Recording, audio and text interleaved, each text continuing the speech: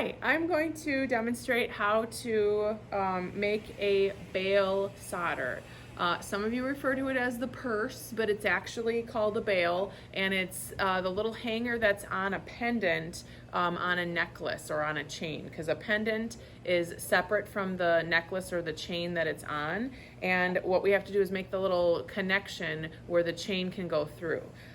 So what we're going to do is I'm going to take my pliers and I'm going to curve like a little U into this piece of wire. Then what I'm going to do is take the cutting pliers and I'm going to cut that off, and notice how I grabbed it so that it didn't go flying everywhere, because if you cut it off and it is free, it will literally go flying everywhere. I'm going to actually even cut this a little smaller because I made it a little bit too large as I was doing that. So I've got my little piece of wire here, and I'm actually going to set it down because it's too big for my hand. So hopefully you can see that's right there. What I need to do after I'm done cutting it is I'm actually going to file the ends of this piece of wire in order to make them flat, because again, as we're soldering, we have to make a flush connection. And what that means is that one item needs to butt right up next to another item, and it needs to be completely flush with no gaps between it in order for it to solder. So I'm going to actually continue to file this, because as I was doing that, I didn't finish filing. And basically what I'm doing is I'm trying to get the little pinched off part from where I used that cutting pliers, and I'm trying to make it really flat. So now that I've done that, I'm going to make sure that it's completely flat and that it actually matches up with my piece of metal that I'm going to put it on. This is the easier way to put a bail on a piece. Some pendants actually, and I'm going to bend another piece of wire to show you what that would look like, but some pendants actually have like a teardrop shape. But you actually have to solder this together first and then put it on the piece, and it takes a little bit more time. So I'm going to show you the easier way first, and then later on, if you're curious about that, we can ask the instructors again.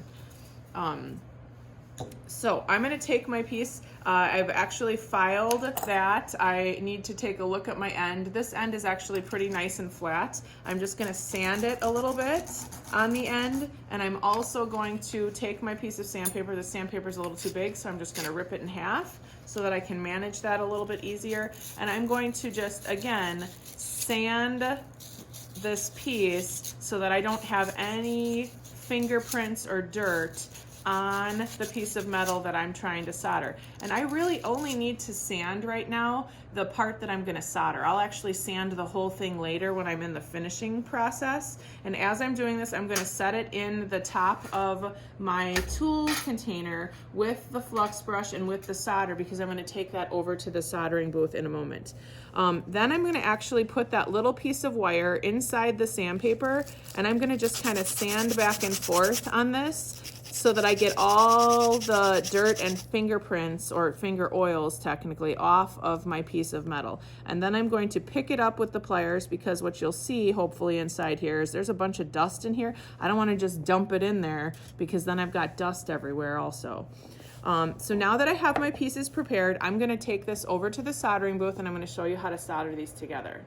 So one other thing I want to point out with the metal is I actually have 18 gauge brass and an 18 gauge piece of wire for this project. I would suggest using that when you practice. Another thing that you need to be aware of is I'm actually using hard solder. Just like before, there's 4 different types of solder. There's hard, medium, easy, and extra easy, and we're going to use hard because hard technically melts at a higher temperature, and we always start soldering with hard solder first. So I'm going to take my entire top of my toolkit over to the soldering booth, and I do have my flux brush and my solder. Oh, one other thing I forgot is I do need to, even though I did sand this, I don't know if I've touched it in between because I've been doing other things. So I'm actually gonna go back and sand the solder again, and notice how I moved over away from all the other stuff. I don't wanna get any dirt on my pieces. So I'm gonna actually put that piece of solder there, and now I'm ready to move over to the soldering booth. So for soldering the bail, I'm going to need a heating brick. I want to have the heating brick on top of the metal of the soldering station because this actually is going to hopefully not get this too hot and it won't burn you. But I can see I've got a lot of extra stuff on my fire brick here. So what I want to do is I'm actually going to take a scraper, and these scrapers are actually over by the sink. And I'm just going to scrape off the excess flux that is on here. Oh, and you know what? As I'm doing this, I should actually have on my safety glasses because getting flux in my eyes would be a really, really bad situation. Again, I have my hair tied back because as I'm getting ready to solder, I want to make sure that I'm protecting myself. So now that I've cleaned off my fire brick, I want to make sure that I'm taking any of the refuse and I'm putting that into the garbage. And I'm also going to actually sweep out the soldering booth itself. If it really bothers me, I could also go ahead and scrape parts of the soldering booth. Okay, so again, I'm about ready to solder. I made sure that I have on my safety glasses. I've got my hair tied back. I don't have any loose clothing on. And that actually includes hoodie straps. If you've got a hoodie on, you can still wear the hoodie, but you might want to tuck the little pull strings inside your neck just so that they're not out where you could potentially accidentally set them on fire. So what I'm going to do is I'm going to take my piece of metal, and notice how I'm touching it where I don't want to be soldering it so that I keep it nice and clean. As I have that in my hand, I'm going to take the flux brush, and I'm also going to grab the solder, and I'm going to technically put a little bit of flux on this, and I can actually even just, whoa, that was a little bit more than I wanted, but that's okay. So what I'm going to do, oh boy, I'm going to put a little bit of that in my tool top container, and I'm going to actually wash that out a little bit later because I took a little more flux than I wanted. So there I've fluxed both sides again of my piece. I'm then going to pick up my little piece of wire. I'm going to also flux that, and I'm going to line those pieces up together. Again, I want to have that be as flush as possible, and I can see that there's a little gap between the piece of metal and my and the fire brick right now, so I'm going to move it over. That's part of the reason that I scraped the flux off of the fire brick, but I had to find a place on this fire brick that was actually level enough for me to do that, because I can see there was still a little bit of flux up here, and it made it so that it wasn't going to solder together. You have to make sure that it's completely flush. That means that it has to lie flat on the fire brick as well. So as I continue to do this, I've sanded my solder, and I'm going to take a tin snips now, and I'm going to actually cut 2 to 4 pieces. And the reason I'm cutting 2 to 4 pieces is that if I make a mistake, that way I have a couple extra pieces of solder that I don't have to take a break from what I'm doing. Okay, so now that I'm ready to cut my solder, I've sanded it. I'm holding it on a side where I'm not going to touch the little pieces that I'm cutting. Technically, I would cut it up the long way first, and I've got a couple that I've cut up like that already from a previous solder that I've done, and I'm just going to cut across these, and I'm going to cut, when I have their really tiny pieces right here, I'm going to cut just a couple more just because I think that that might be too small for what I want to try to do right now. So I'm going to cut just a couple, maybe only 2. I have to be real careful. They're a little bit bigger when I cut those next pieces. Then what I'm going to do is I'm going to set my tin snips away from there, because again, that's something that could burn, so we don't want that in the booth as we're soldering. Similar with the flux and the flux brush, I'm going to put the flux over here because I don't need that anymore. And then I'm just going to pick up the solder with the flux that's on my flux brush. I'm going to put it onto my piece, and then I'm just going to gently nudge that piece of solder over to where the gap is between those two pieces. I picked up a second piece, and then I'm going to again just slide that little piece of solder over between the gap.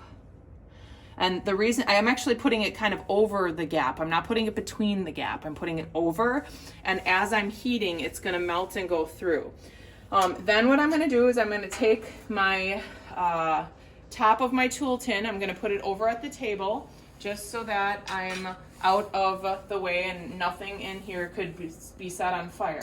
I'm going to then eventually light this torch, and I'm going to heat just the piece of metal that is the larger of the two. I want to point the flame at this square or this rectangle of metal, and part of the reason I'm pointing it at the rectangle and not at the wire is if I use too much heat, I could accidentally melt this wire, and then I would have to start over. So when I heat this, what you're going to see is I'm spending most of the time heating this rectangle. Eventually I will go over to the wire, but it's going to take a little bit of time. I also, as I'm heating with the torch, I want a torch flame that is about 2 inches long, and it's because this piece of metal is large enough that I have to have enough heat in order to get that solder to do what it's supposed to do.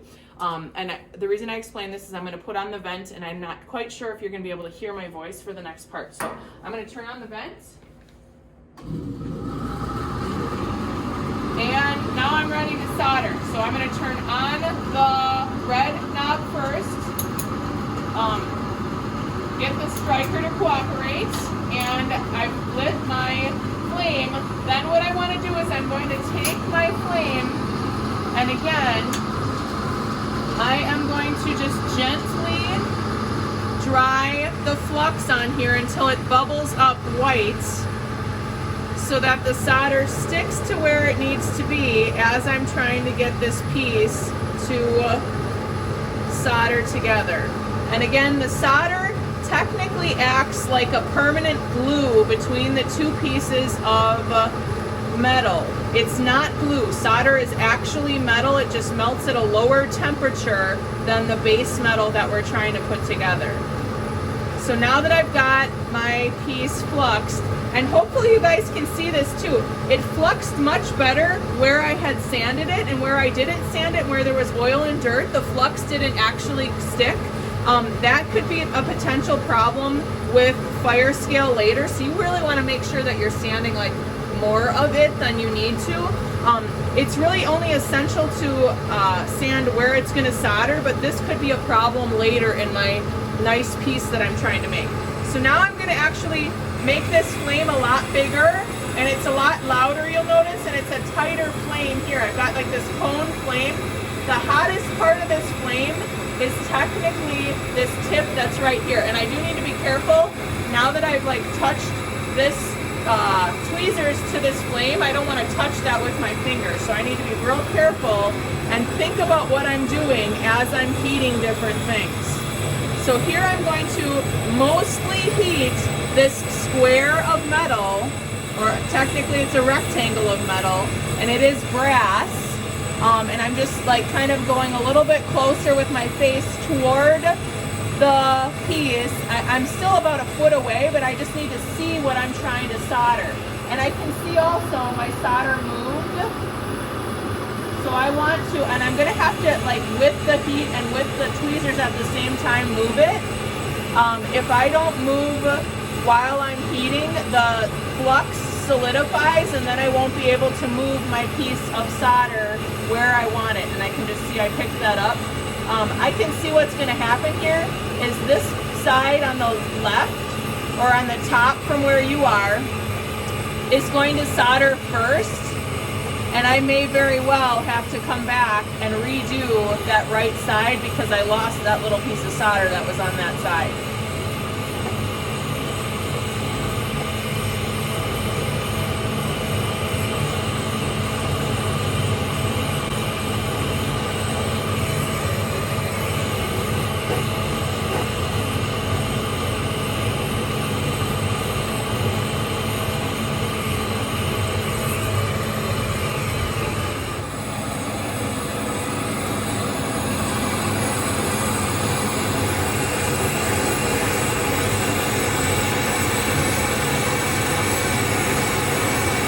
go. There you can see it melt. Then what I want to do is, I need to heat while I'm trying to move my piece of metal because the flux will solidify.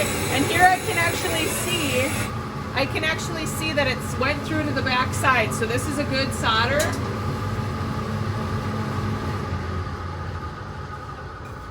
Oh shoot.